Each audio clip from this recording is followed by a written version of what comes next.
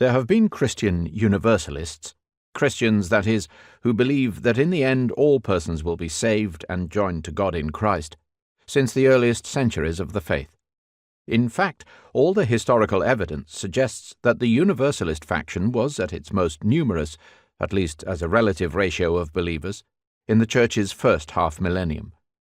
Augustine of Hippo referred to such persons as misericordes, the merciful-hearted, an epithet that for him apparently had something of a censorious ring to it, one, I confess, that is quite inaudible to me.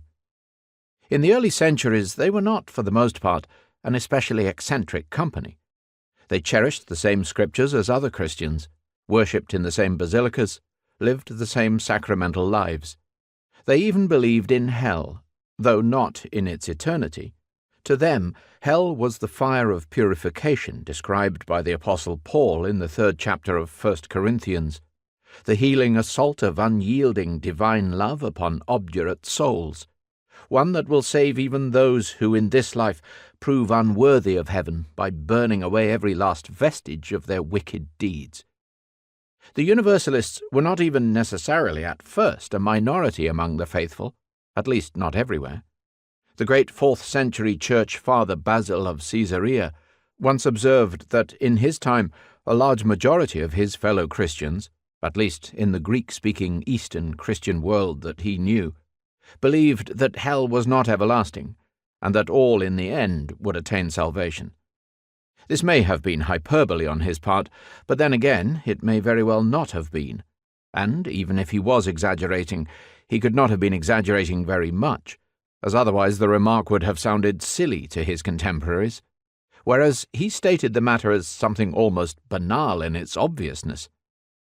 Over time, of course, in large part as a result of certain obvious institutional imperatives, the voices of the Universalists would dwindle away to little more than a secretive whisper at the margins of the faith, except in a few of the sunnier quarters of Christendom, such as the East Syrian Church.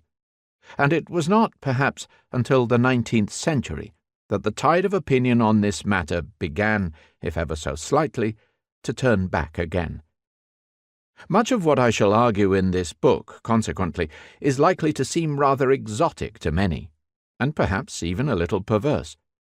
But this would not have been the case in, say, the first 4 centuries of the Church, especially not in the eastern half of the Roman imperial world and its neighbouring territories, precisely because the believers of those times and places were closer to the culture, language, cosmology, and religious expectations of the apostolic age.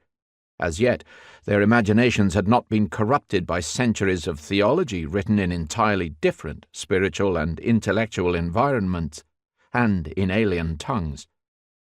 My chief ambition in what follows, therefore, is to try to think through certain questions about the last things in a way that might naturally bring me nearer to the obscure origins of the Christian conception of reality.